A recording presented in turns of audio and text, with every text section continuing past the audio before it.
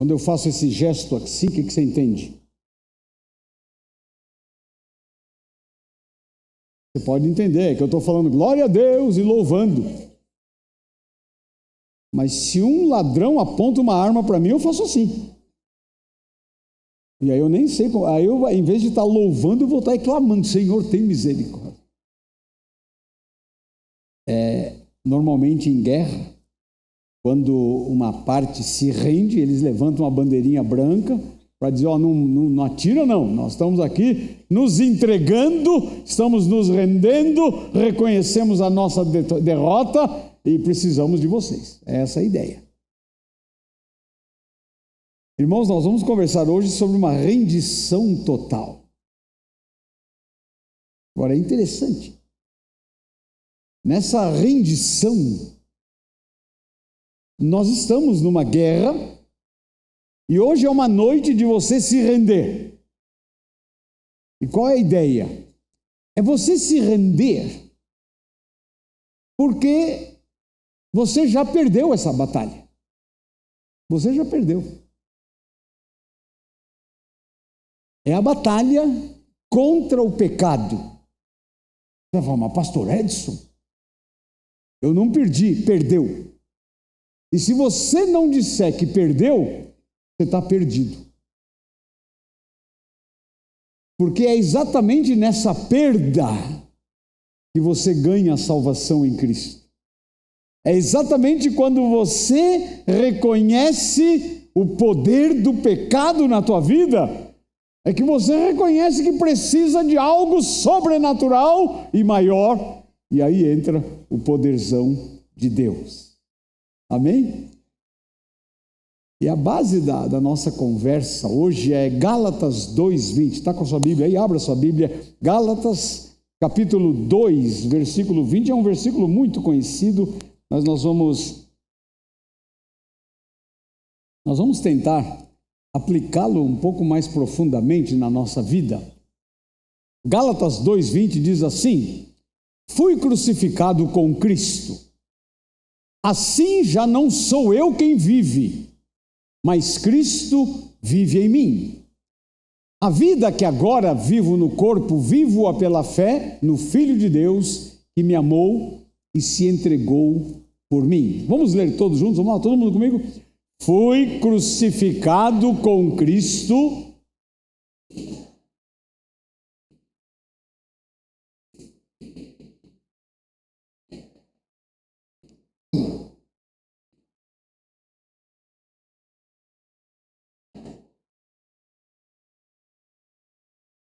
A primeira parte desse verso, fica lá mesmo, por favor.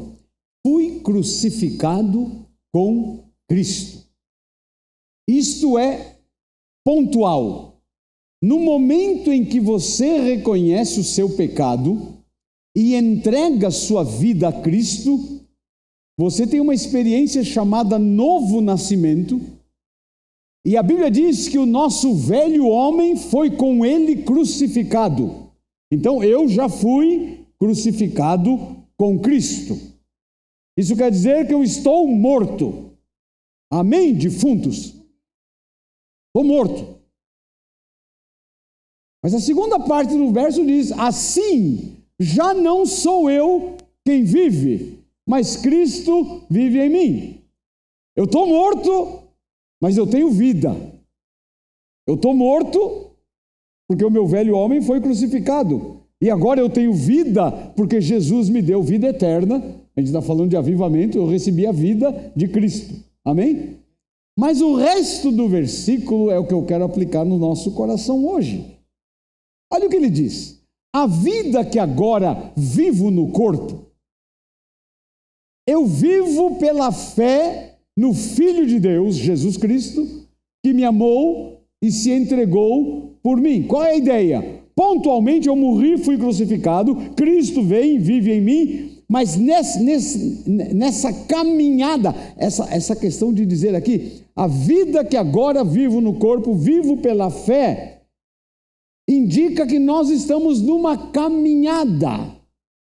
E nesta caminhada nós estamos num processo que a Bíblia chama de santificação. A ideia é a seguinte, irmãos: o velho homem já foi crucificado. Diga amém.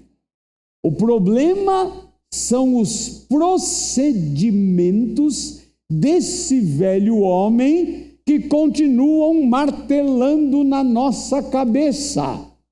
A tendência para o mal, a tendência para o pecado continua na nossa cabeça. Então, nesse processo, eu vou vivendo pela fé, Jesus se entregou por mim, é o processo de santificação. Se você estudar bem a Bíblia, existe uma santificação imediata. No momento em que você aceita Cristo, você recebe a marca do sangue de Jesus, você está santificado. Por isso que Paulo chama a igreja, quando ele escreve as cartas, aos santos que estão em tal lugar, em Corinto, em Éfeso e tal. Chama de santo.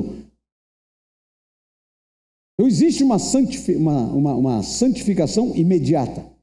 Existe uma santificação futura, que é a ideia da total libertação do pecado que vai acontecer ou na nossa morte ou no dia da volta de Cristo. O pecado não terá mais nenhuma chance em nós. Diga amém. Se você não quiser nunca mais pecar, eu tenho uma solução para você. É ir para o céu. Então existe uma santificação imediata, existe uma santificação futura, e existe uma santificação progressiva. Esse é o processo exatamente de exterminar os procedimentos do velho homem.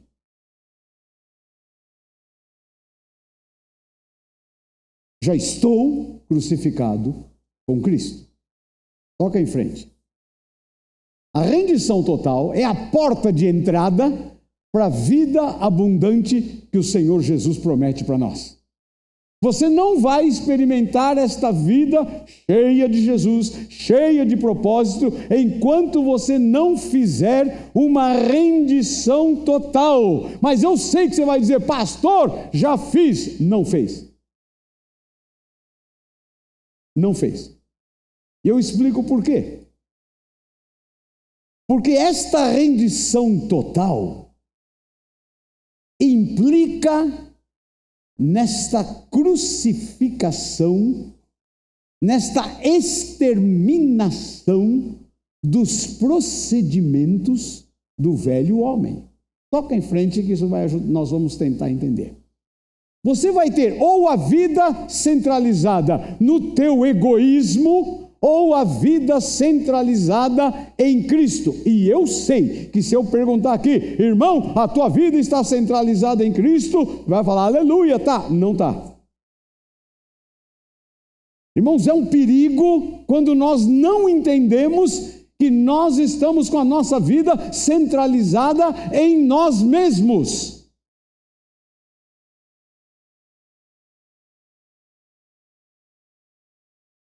Você já viu um selinho no carro escrito assim: foi Deus que me deu?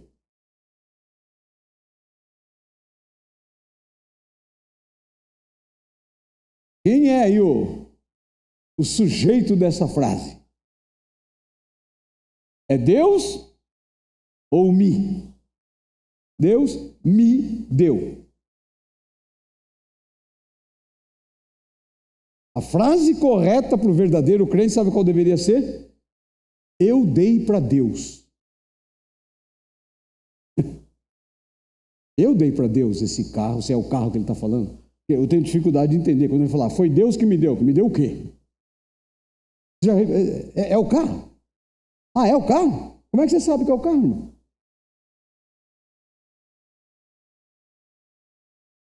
Você calcula que é o carro. Mas pode ser outra coisa. Se subentende que é o carro. Deus me deu um carro.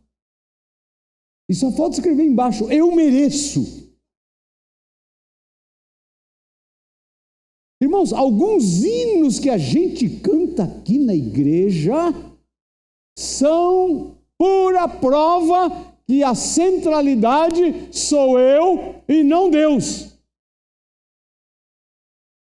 Irmãos, hinos como esse me abençoa. Deus ouviu a minha oração, Deus fez tudo para mim. Aí, sabe qual é a ideia? Sou eu o alvo das atenções. E infelizmente tem muito pastor pregando e ensinando isso, quando a vida correta deveria ser cristocêntrica. É Jesus o alvo das atenções e o meu eu está morto.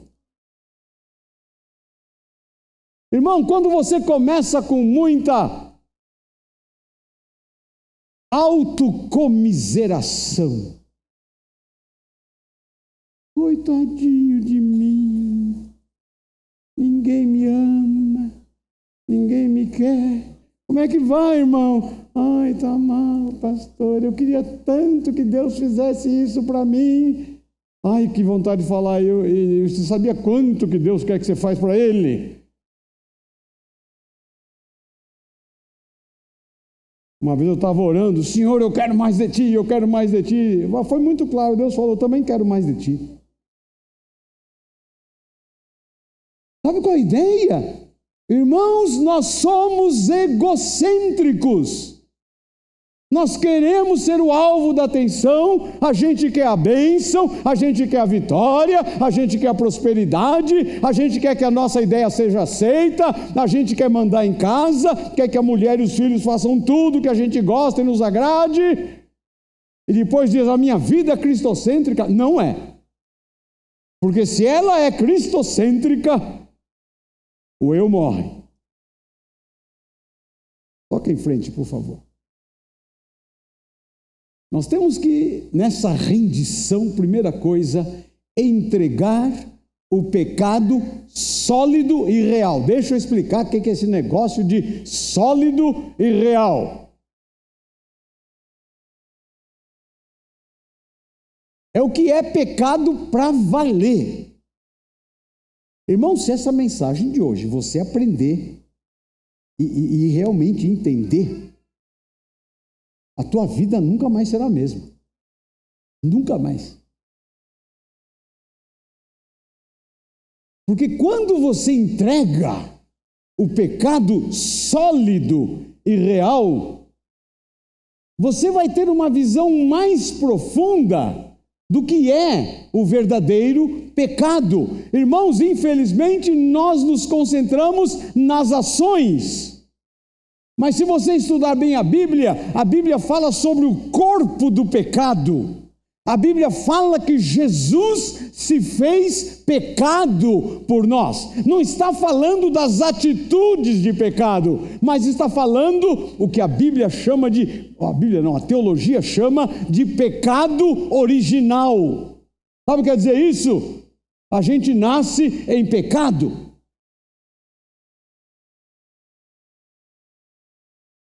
Irmãos, aqui na igreja eu acho muito joia. Se a gente vê a criançadinha, primeiro a gente vê a irmã grávida, a gente fica contente, aí daqui a pouco, às vezes eu olho e falo, irmão, outro dia estava na barriga, já estava desse tamanho, é uma bênção como o tempo vai passando, né? E a gente vê a criança, a gente gosta tanto dos bebezinhos, mas irmão, o bebezinho, por mais lindo que seja, é um pecadorzinho. Já nasceu em pecado. Não é à toa que uma das primeiras palavras que a criança aprende é meu e não. É verdade ou não é? A criança já nasce centralizada em si mesma. Então, esse entendimento do pecado sólido e real já vai trazer a primeira consequência ali. Não se auto-justificar. Quando você entende o corpo do pecado na tua vida, quando você entende como o teu coração é mau, você já nasceu e tem a tendência para o pecado, não adianta se auto-justificar. E é impressionante como aí você vê o eu. Como há pessoas que têm dificuldade de achar, sou eu o errado. Irmãos, eu vejo nos relacionamentos aqui na igreja, é impressionante. É o outro que está errado. Não, você está errado. E a hora que você aperta o calo, tem gente que apela, né? A hora que você convence o outro que ele está errado, sabe o que ele fala? Ah, foi a forma como você falou. Se auto-justifica. É que a vida está centralizada em si mesmo. Não aceita que o coração é mau, não aceita o erro, e aí tem uma grande ponta de orgulho. Ah, não, eu sou bonzinho. Então você começa a se auto-justificar. E não adianta, você vai chegar para Deus e dizer para Deus, Senhor Deus, olha, tem gente que pensa que engana Deus.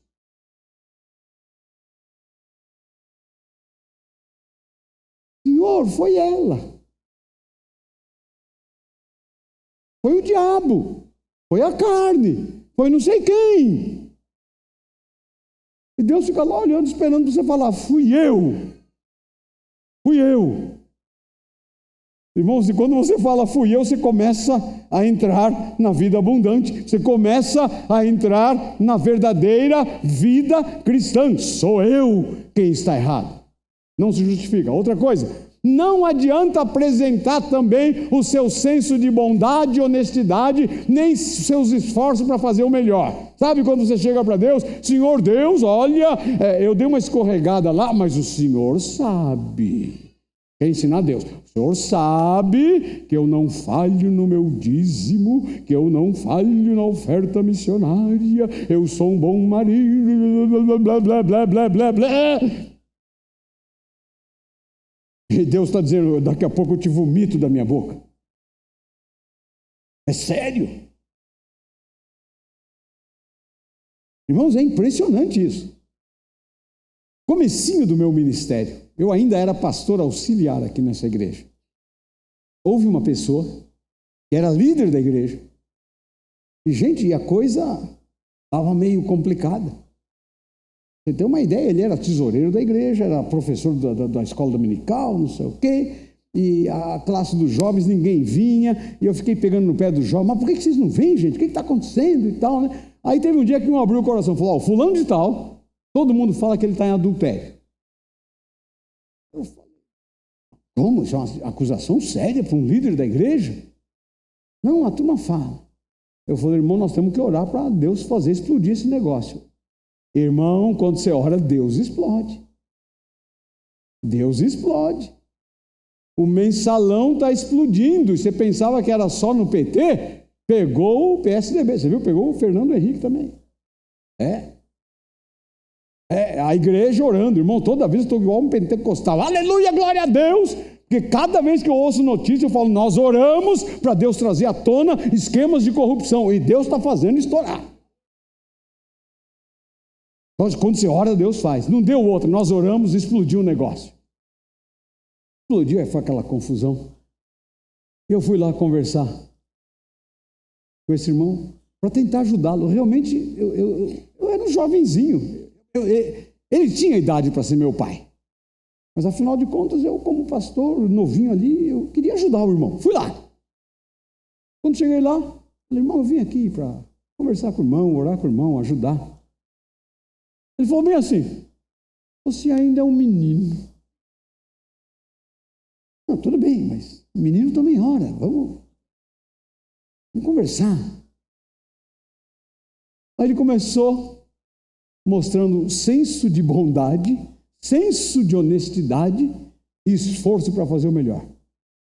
Ele falou, pastor Edson, eu dei uma escorregada aí, mas...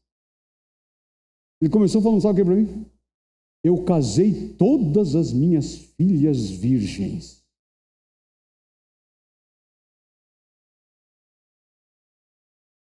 Nunca falhei com meu dízimo e oferta. E aí começou um blá, blá, blá para mim, para dizer que o diabo pegou a parte fraca dele. Olha só, quando ele falou, o diabo pegou minha parte fraca, que é pequenininha assim, mas as minhas fortes são desse tamanhão. Chega com essa autojustificação diante de Deus. Não vai adiantar nada. Nós temos essa tendência. Eu fiz esse negocinho aqui, mas Deus... Gente, você sabe que os muçulmanos têm esse conceito de que Deus está numa balança lá pesando o bem e o mal. Eu uma vez estava conversando com um muçulmano e eu falei para ele, era um imã da mesquita, e eu falei para o imã, escuta, vocês creem que vai haver um juízo final? Ele falou, a gente crê. Eu falei, qual é a base desse juízo final? Aí ele falou assim, no Alcorão está escrito, e nós cremos nisso, que cada muçulmano tem 2 anjos, um em cada ombro. Eles creem nisso. E ele falou, o anjo da esquerda está anotando todas as coisas ruins que eu faço. E o anjo da direita está anotando todas as coisas boas que eu faço. No juízo final, o anjo vai entregar o relatório para Deus. Deus vai pesar numa balança. Se teve mais bom, a gente vai para o paraíso. Se teve mais ruim, a gente vai para o inferno. Aí eu falei para ele, escuta, e isso inclui os pensamentos? Ele parou, começou a pensar. Ele falou, eu acho que inclui. Eu falei, então você e eu estamos perdidos, hein? Mas, gente, Deus não funciona assim, que vai olhar, olha, você está com crédito aqui de coisas boas, então você pode pecar aqui. Então você fala, Deus, hoje eu fui na igreja, eu cantei, balancei bastante a mão, eu dei o meu dízimo e a minha oferta, então eu estou em crédito, eu posso pecar até sábado que vem. Mas não é assim. Não é assim que funciona. Sabe o que é o teu pecado sólido e real?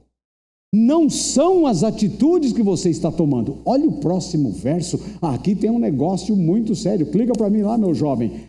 1 Coríntios 6, 9 a 11. Irmãos, esse verso aqui é fundamental para você entender a coisa. Olha lá. 1 Coríntios. Anota aí, tira a foto se quiser. Vocês não sabem que os perversos, os maus, os ímpios. O problema é que nessa tradução está traduzida com a palavra perverso. Mas a ideia aqui, sabe quem são os perversos? Todos aqueles que nasceram em pecado. Sabe por que eu estou dizendo isso? Presta atenção. Os perversos não herdarão o reino de Deus. E agora ele usa uma frase muito interessante. Não se deixem enganar. Irmãos, tem gente enganada e tem gente tentando enganar Deus.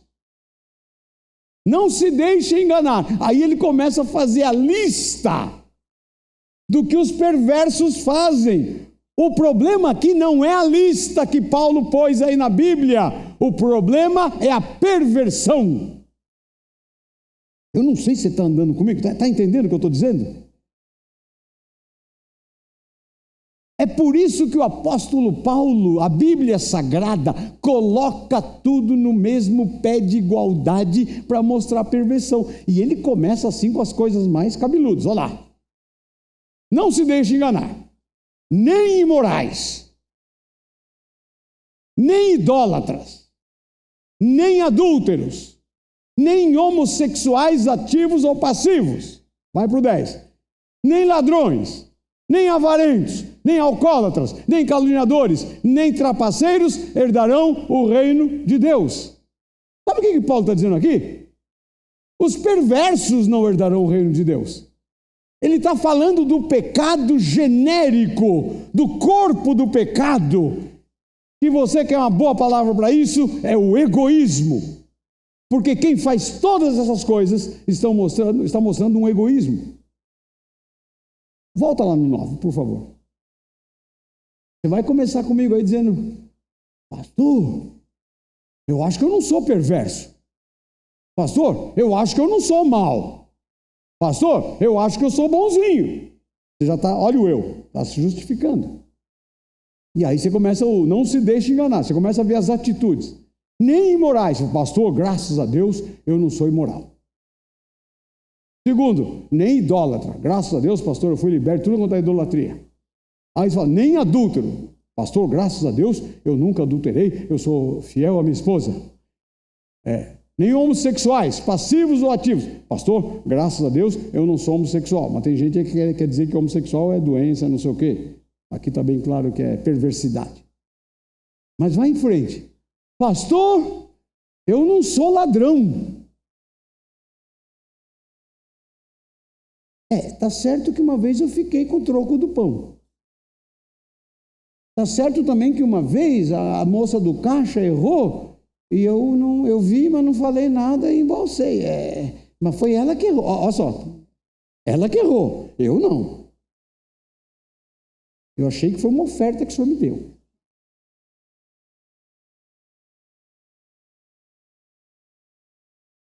Nem ladrões, nem avarentos. Epa! Avarento está no mesmo pé de igualdade que homossexual? Está no mesmo pé de igualdade que idolatria? Está no mesmo pé de igualdade? Está lá! Pastor Edson, eu sou munheca. Eu não dou meu dízimo, afinal eu não sou de ferro, não dou minha oferta. A minha esposa pede um dinheirinho para isso, eu não dou. Meu filho pede mesada, não dou. Avarento. Nem alcoólatra. Pastor, eu só tomo um golinho assim socialmente. Nem caluniadores. Pastor, eu só estava comentando. Você sabe que o novo termo para fofoca é comentando. Nem trapaceiro do mensalão ou do lava-jato herdarão o reino de Deus. Esse trapaceiro aí inclui todo o jeitinho brasileiro. Você está entendendo que a Bíblia está ensinando que não são as atitudes. As atitudes são consequência da perversidade que está no nosso coração. Meus irmãos, quando se coloca a luz do Espírito Santo, você começa a entender o pecado e você começa a ficar envergonhado diante de Deus. Você fica com vergonha do teu egoísmo e da maldade do teu coração.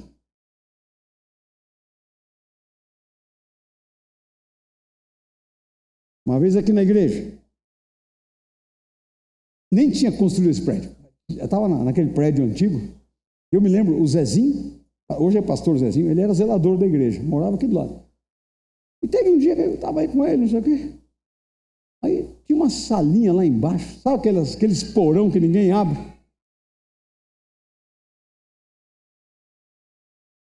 Acontece que a gente começou a desconfiar que tinha alguns ratos. Aí eu estava lá com ele, ele falou, vamos ver nesse porão o que há. Gente, abriu o porão. A hora que abriu o porão, alguns ratos maiores saíram correndo, mas lá estava um ninho, e uns ratinhos pequenininhos assim. Aí entrou a luz, você viu a ratazana.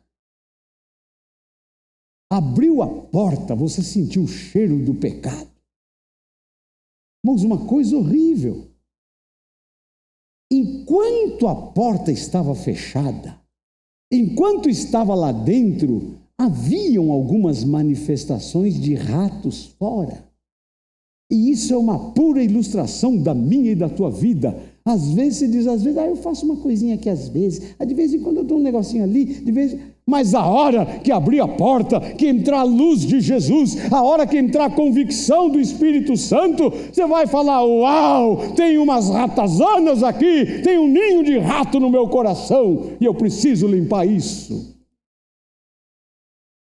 Irmãos, o problema é falta de Bíblia, é falta de poder do Espírito Santo, é falta de você dizer, Senhor, sonda. Nós cantamos com a maior naturalidade, sonda, Senhor, meu coração, não está prestando atenção em nada.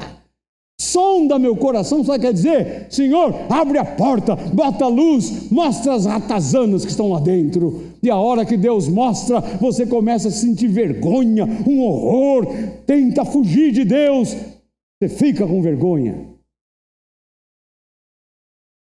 Mas graças a Deus pelo verso 11, diga, ufa, pastor. Assim foram alguns de vocês. Você prestou atenção em alguns? Que lado você está? Assim foram alguns de vocês. Mas olha que bênção. Mas vocês foram lavados. Foram santificados. Foram justificados no nome do Senhor Jesus Cristo e no Espírito do nosso Deus. Diga amém aí. Na cruz do Calvário há perdão para tudo. Não importa, não importa. O sangue de Jesus tem poder. Agora eu fico preocupado com a letra dos hinos.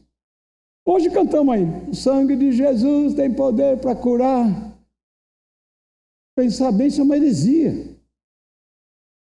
Quem tem poder para curar é o nome de Jesus. O sangue de Jesus tem poder para perdoar exatamente essa perversidade, essa maldade do nosso coração.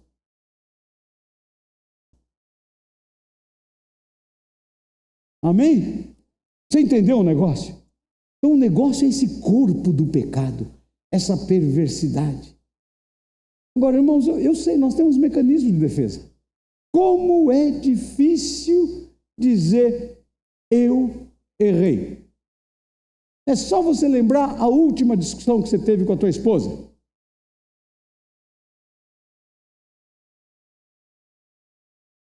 Quem estava certo e quem estava errado nessa discussão?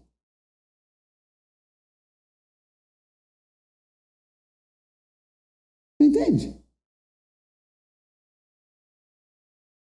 Não, mas é ela. Mas onde é que está o meu egoísmo? Irmãos, vamos ser crente? Vamos levar Deus a sério? Então o que nós temos que fazer é pedir para Deus combater esse corpo do pecado, essa tendência que nós temos para o mal. Você já descobriu essa tendência para o mal na tua vida ou não? Irmãos, eu não sei como é você, viu? Mas eu tenho. Irmãos, eu tenho uma tendência para o mal terrível. A minha mente é rapidinha. Irmãos, a minha mente é rapidinha.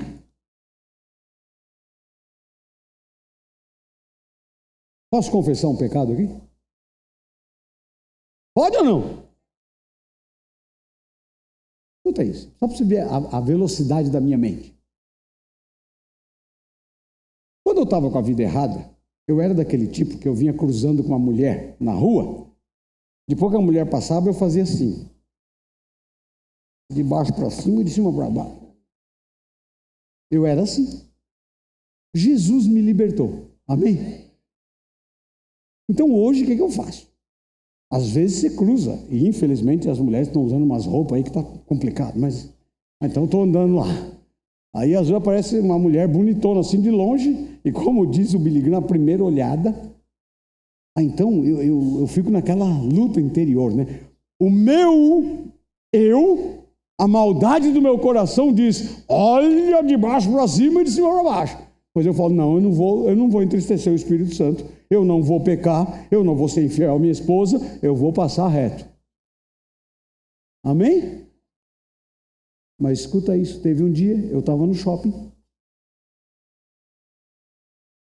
cruzei com a mulher, e eu falei, não posso olhar, mas tinha um espelho na coluna do shopping.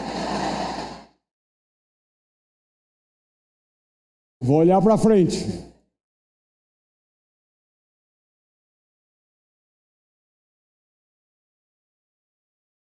Bom, você já chorou no shopping? Eu já.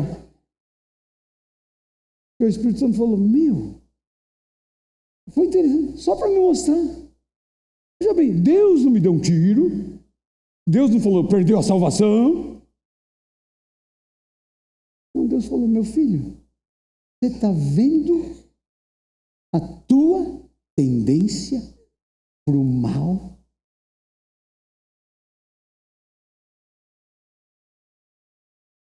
Agora está com você esse negócio, irmão. É você que vai decidir. Você crente ou não?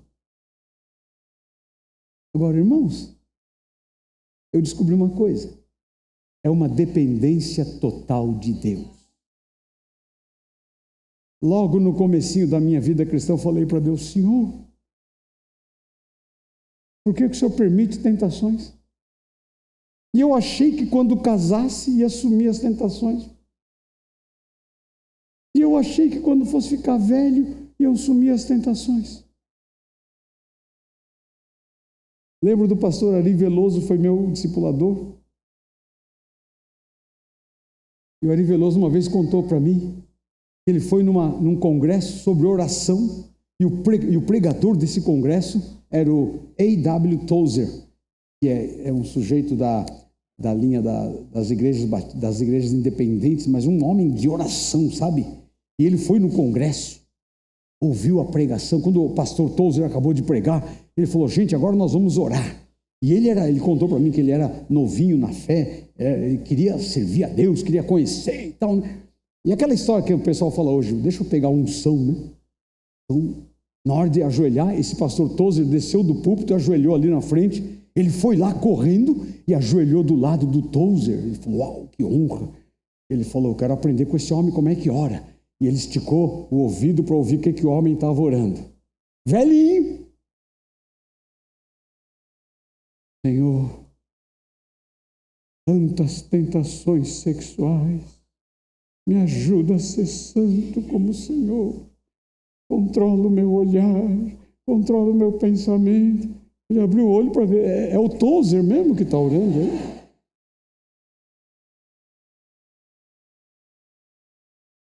Irmão, sabe qual é a ideia? Quanto mais maduro você for, mais você vai reconhecer o teu pecado. 3 frases do apóstolo Paulo. A primeira no comecinho da sua vida cristã.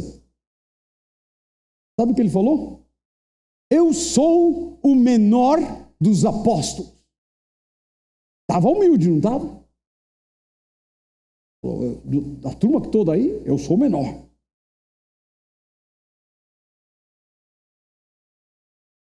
Ele caminhou um pouco mais com Jesus. Nessa caminhada com Jesus, a porta vai se abrindo, você começa a ver as ratazanas. Você começa a ver o ninho de rato lá no coração.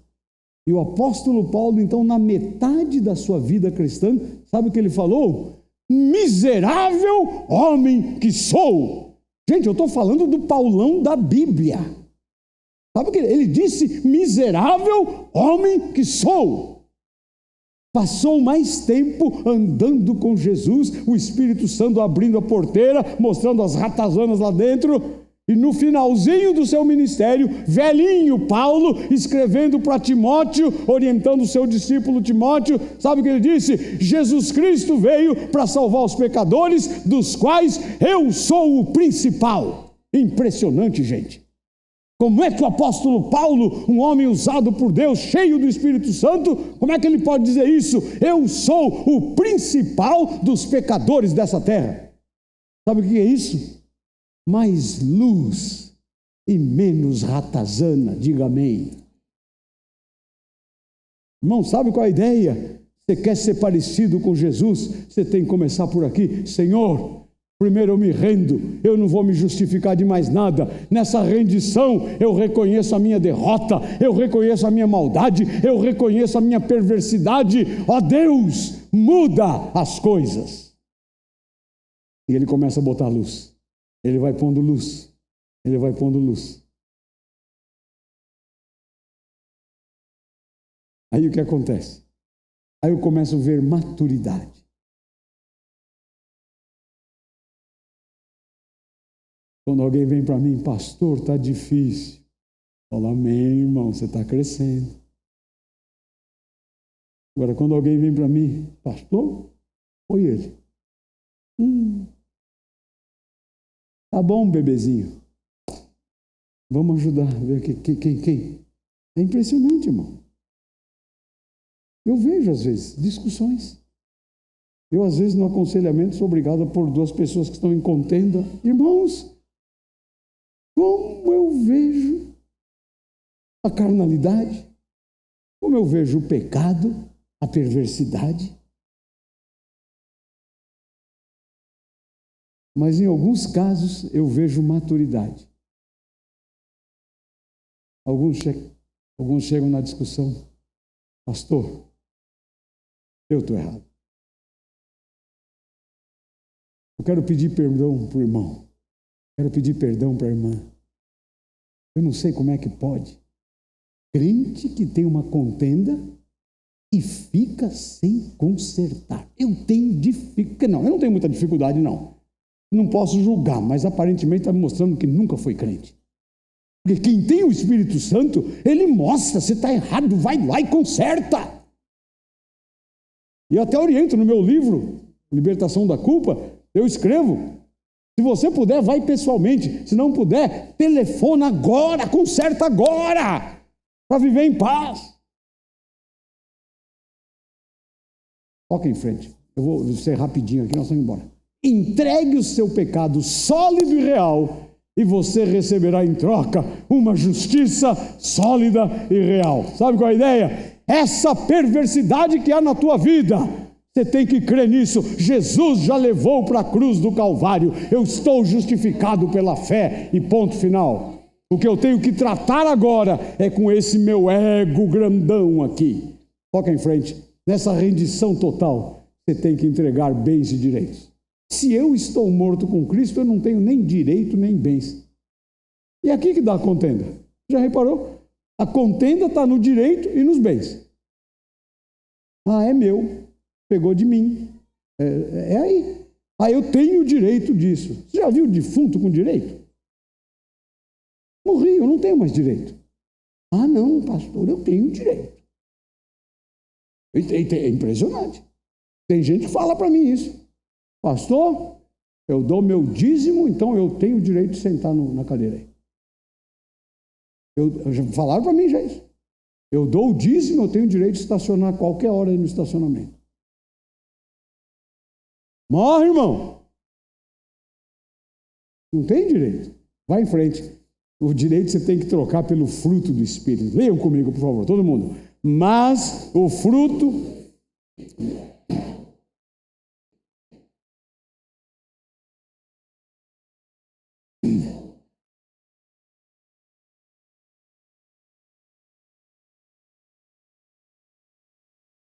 Não há lei, não há direito. Trocar, então, os bens e direitos por alegria, paz, paciência, amabilidade, bondade, fidelidade, mansidão e domínio próprio. Vai mais uma para frente aí, por favor. Entregue seus bens e direitos e você receberá em troca uma vida cheia de propósito. Está disposto a entregar tudo? Está disposto a dizer para Deus, ó Deus, eu estou trazendo para o Senhor. É interessante, né? Nós queremos trazer a nossa justiça própria. Senhor, eu estou trazendo para o Senhor a minha bondade. O que eu estou mostrando para o Senhor é que eu sou um ótimo marido, uma ótima esposa, um ótimo pai, um ótimo cidadão. Ó Deus, se na cidade de Santo André todo mundo fosse igual a mim, esta cidade ia ser uma maravilha. E o diabo fala, amém. Não adianta trazer. A pessoa dizer que você é bom. Você consegue dizer eu sou mau? Consegue? Mas dizer só porque o pastor está falando ou lá dentro você está entendendo? Está entendendo? Amém? Como é que muda esse mal? Essa obra do crescimento espiritual. mais Bíblia, mais do Espírito Santo, mais andar com Jesus. Ah, você vai ver que bênção. Toca em frente lá. Tome sua decisão. Entrega o seu pecado sólido real. Essa perversidade, a tendência para uma entrega hoje, fala: Senhor, eu reconheço, eu sou esse homem, essa mulher que o pastor Edson falou aí. Sou eu. Então vai tratar você e Deus. E entrega bens e direitos. Fala: Senhor, eu ponho tudo em tuas mãos. E você vai começar a experimentar a vida abundante. Amém?